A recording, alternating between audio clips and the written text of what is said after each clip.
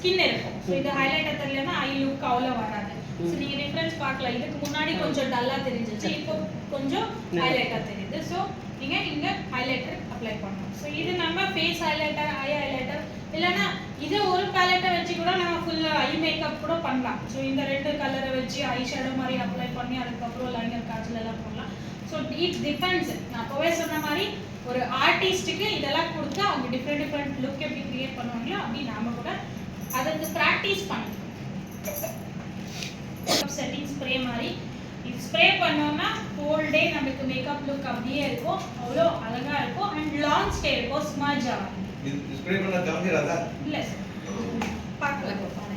இல்ல உங்களுக்கு வேற ஒண்ணு அதான் எங்களுக்கு உங்களுக்கு கலையா